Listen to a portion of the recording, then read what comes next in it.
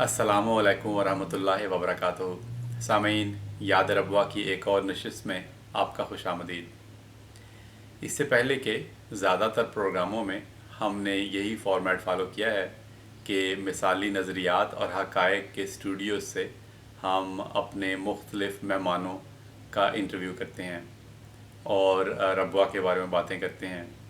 इन मेहमानों में शामिल हैं अलहाज डॉक्टर मलक नसीमुल्लाह ख़ान साहब, जो टोरंटो से हमारे साथ शामिल हुए थे। लेकिन आज हम एक नया एक्सपेरिमेंट ट्राई करेंगे। हम डॉक्टर साहब को उनके शहर टोरंटो और उनके महल्ले अहमदिया पीस विलेज में उनको विज़िट करेंगे और वहाँ पे जाके उनसे बातचीत करेंगे और उनसे उनके मोहल्ले के बारे में भी पूछेंगे कि हमें अपने मोहल्ले का तारुफ़ करवाएं। तो आएँ हमारे साथ इस सफ़र में शामिल हों। तो डॉक्टर साहब, हमें आप ये बताएं कि हम इस वक्त किस जगह पे बैठे हुए हैं? हम इस वक्त पीस विलेज में बैठे हैं, मेपल ओंटारियो कनाडा। और ये पीछे हमारे ये बैतुल सलाम वो जो मस्जिद है, और सामने इधर ये भी दिखा दें ज़रा, ये सामने ईवान ताहिर है।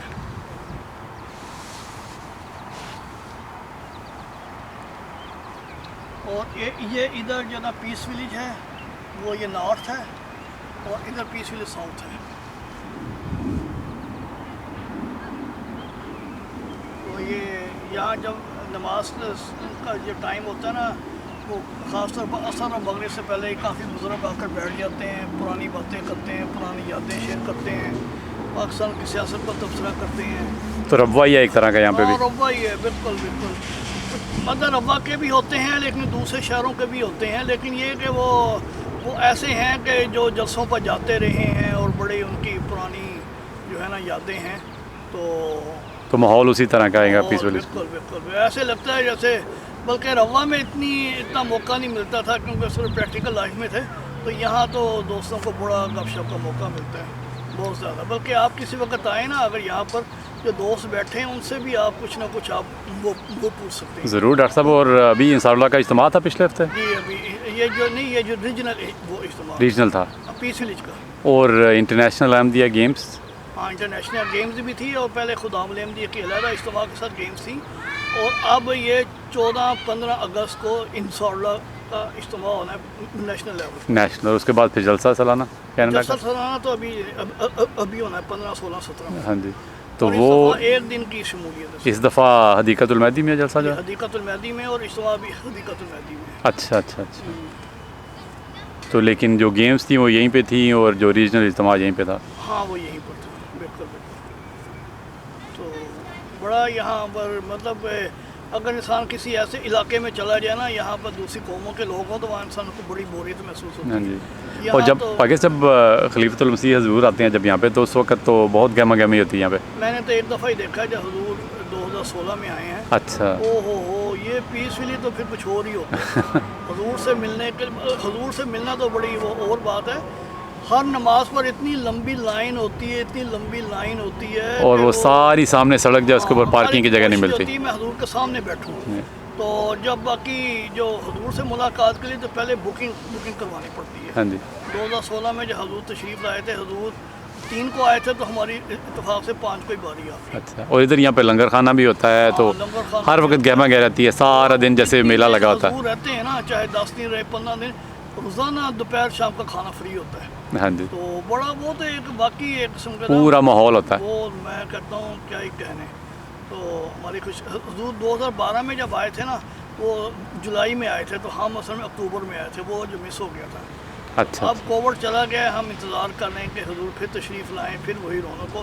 फिर हजूर के आने की देखें ना, खलीफा वक्त की बड़ी बरकतें हैं। एक तो उनकी अपनी पर्सनैलिटी, उनको करीब से देखने से, उनसे मुलाकात से, उनके बातें सुनने से सारा।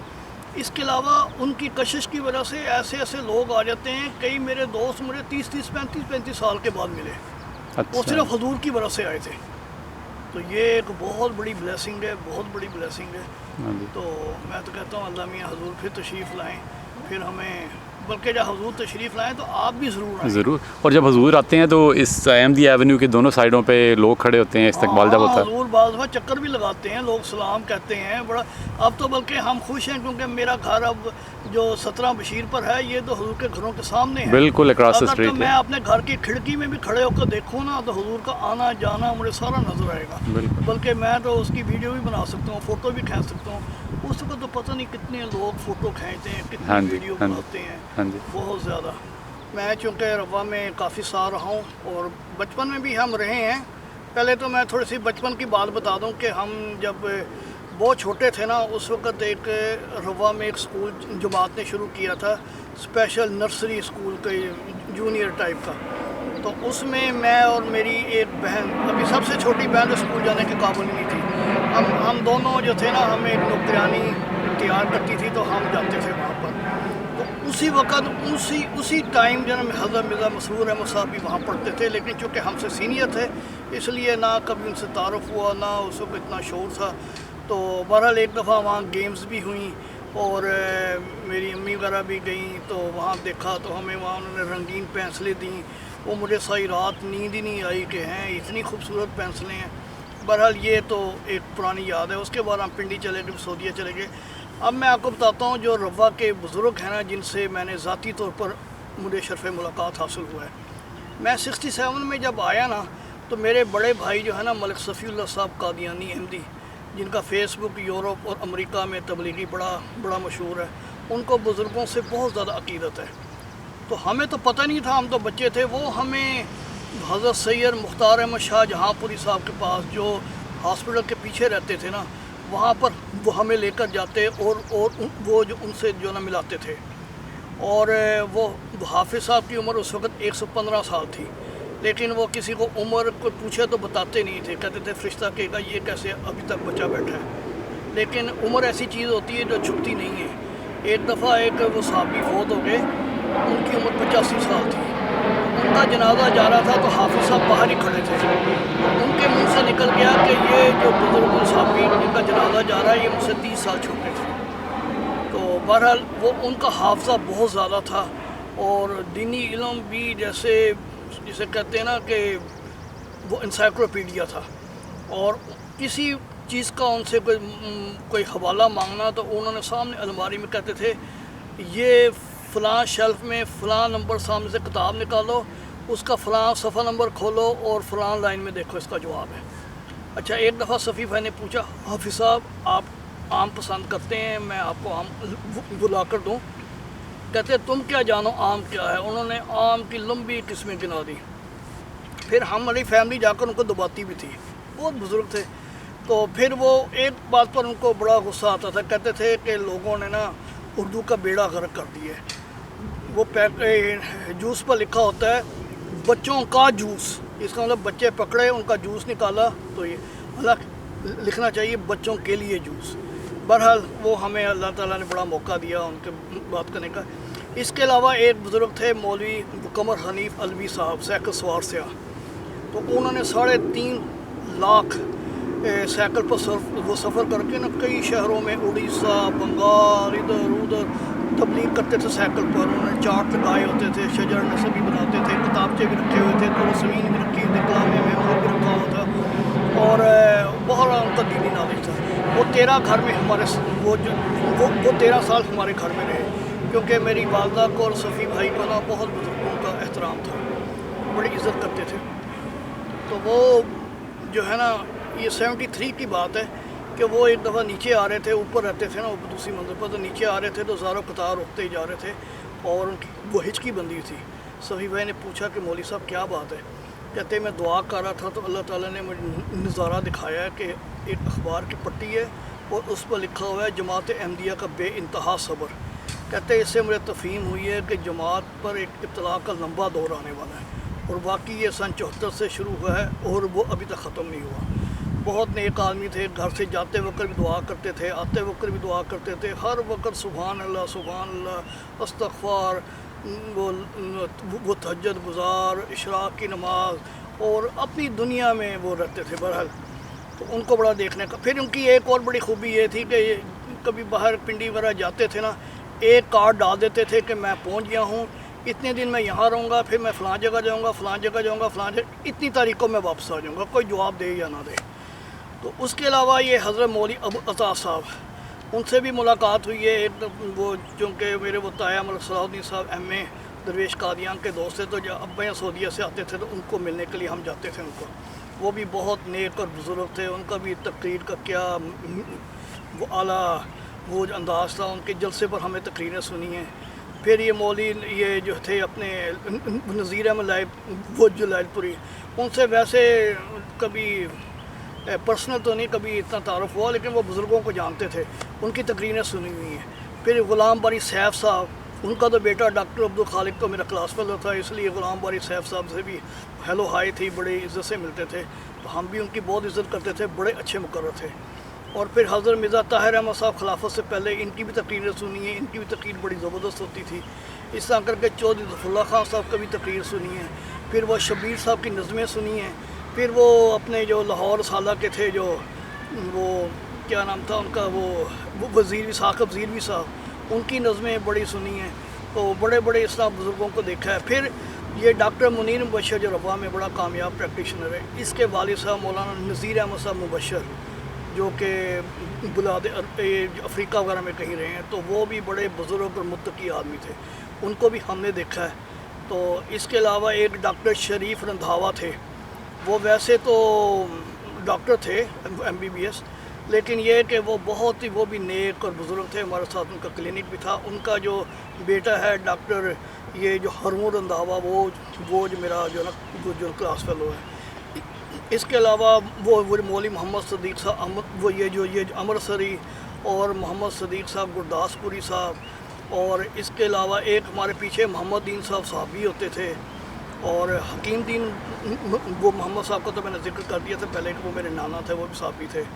تو اس طرح کر کے وہ سبز پکڑی والے محمد حسین صاحب، تو اس طرح اور بھی کئی ہیں، کئیوں کے نام یاد ہیں، کئیوں کے نام نہیں یاد۔ تو بہرحال بڑے اس وقت ہمیں نا صحابہ کرام تو تھوڑے تھے، لیکن دوسرے جب بزرگ تھے نا، ان سے ہمیں ملنے کا وہ جو موقع ملا ہے۔